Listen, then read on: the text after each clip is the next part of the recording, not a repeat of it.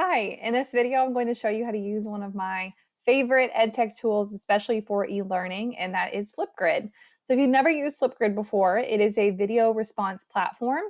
All of its features are completely free now. There used to be a paid version and a free version, but since Microsoft acquired FlipGrid, everything became free for educators. So to get started, you need to go to flipgrid.com and create an educator account.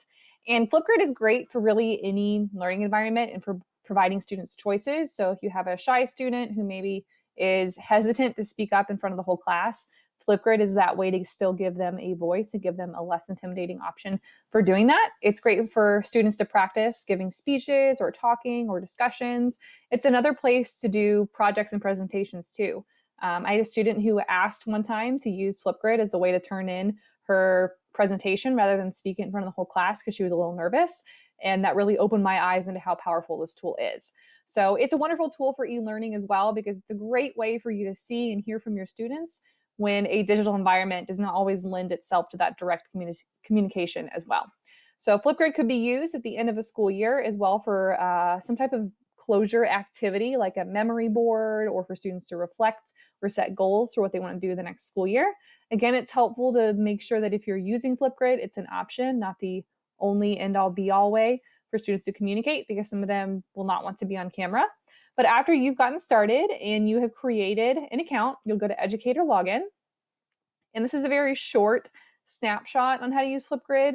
There's a lot more that I could go in on depth, and that'll be for a different video. This is just getting started and getting your feet wet if you want to use this as kind of an end-of-year activity. I will say it's very intuitive, so don't feel like you have to have it totally mastered before you show your students. If you have the basic things that I show you in this video, then you should be good to go. What's also fantastic about FlipGrid is that it's compatible on any device. So cell phone, Android, Chromebook, laptop. Your students aren't limited by the device they have at home, which is another reason why it's a really helpful UDL tool. So after you've made your teacher account, there's a couple things to know here in terms of FlipGrid lingo. Your grid is your class. So think of that as the collection of your work for that school year. So if I'm a secondary teacher, maybe I create one just for US history, or I could even break it down further if it's easier for me to manage. If I do it by period 4 has their own grid, period 2 has their own grid, so it's all separate in that sense. If you're an elementary school teacher, you can make a grid just for the entire school year. Topics are the questions that your students answer within a grid. So if you make a grid for your class, topics are the things that they answer within there. All right. So to get started, you will need to make a grid. So if I'm on my educator navigation banner here at the top, I'll click my grids and add new grid. You do have to give it a title. And there's a couple of different options here in how you can set up students getting this going. So I'm just going to do e-learning a grid 2020. All right. So they can join using their Microsoft or Google email. All of our students have a BCSC Google account and email, so that's a way they can join. If you have a file of all your students' ID numbers, you can enter it that way. That's probably not the one I would recommend because it's a little bit more heavy lifting on your side. Educator learning community, you cannot use this one with any students who are under the age of 16. All right, so this is for teachers to work together, not for students and others to be collaborating. So really the one I would recommend is to use school email. Does not mean you have to know all the students' emails. And you can actually set what the code is or what link the students will use to get to your grid. So that's what I'm gonna set it as. I can customize it. It's a little bit easier for my students. Okay, so for school email, it automatically puts yours there because that's the one you use to make your educator account. Then you'll need to put the student's email. So not all of them, just what their email ends in. So anything after that @ symbol. So for BCSC, it's at students.bcsc.k12.in.us. All right. And I just did the little semicolon button there and added it. And this makes it so that not any random person can come on here and start talking with your students. Only those who have a BCSC Google account and email can do that. All right. So now my students are ready to go. I can click copy and share this with them. Otherwise, I'm going to click here where it says go to your grid. And this is where I can add pictures. I can add more details and information, it automatically populates with one topic for me so my students can start responding to that one. And this one is just to get them familiar with it. If I wanted to add one for a memory board for my students to tell me what their favorite memory of the school year was, I can do add new topic.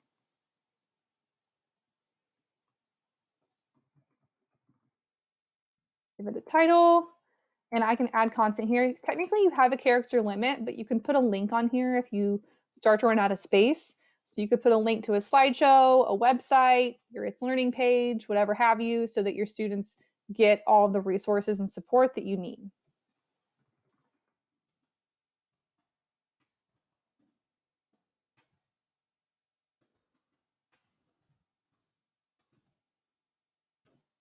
Right? You can set the video recording limit. I'm going to up that a little bit because I know I'm a little bit lengthier when I talk.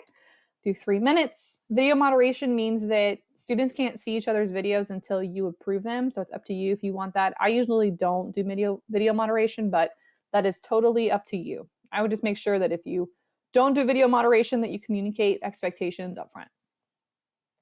You can add other things here. So you can add a video of yourself, maybe explaining the instructions. So they have another option for representation, or it can be a video of you sharing your favorite memory.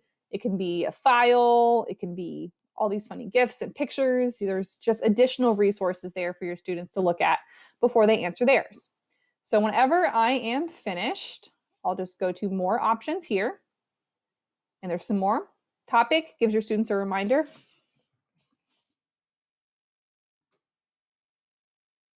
I can again add additional links if I would like. There's multiple that you can attach. You can add lots of resources. You'll put your link there in the title so they'll see that. Topic status. So this just says whether students can start responding to this or not. Active means that as soon as I publish this topic, students can go in, they can post their own videos, and it's active for all to do. If I change this, if I freeze it, that means that students can view any answers that have already been recorded and posted on here, but they are not able to add any more. Hidden means you can't see any of it. Students can't watch any videos that are there, and they can't respond either. You can also decide when you want this to go active, if you want it to go active on a certain day. You can also get it to freeze at a certain day. All right. So these are just some additional settings. By default, it will show all of these. You can add video title, which is usually the student's name. They can do views, likes. They can like each other's videos. They can't do any negative likes. They can't thumbs down something. It's only positive feedback. They can even reply to each other. I usually turn that off just because it's a little crazy to manage, but that's just personal preference. And then you can add feedback here. This is by default what it has. You can do custom feedback. If you don't want to give any type of feedback, if it's something just for fun like this, it's just a fun little video memory board, you just leave it at basic feedback. You're not required to add anything to it. So whenever I have finished that, I would do create topic. I can give students this link or this QR code, or I can embed it on my It's Learning page if I want, but I'm all set. And now whenever students go in to answer this, what they see is a green button that says record a response. Pull this up here in the window so you all can see. I'm prompted to sign in with Google first.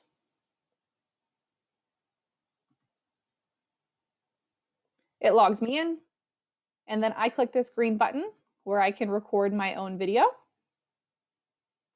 I would have to give it access first. I can't do that right now because I'm already recording in Screencastify. But if I did, I would give it access and I would click record. It shows me a countdown. It gives me the questions off to the other side of the screen, so I don't have to toggle back and forth, and I'm good to go. So that's how you can use FlipGrid.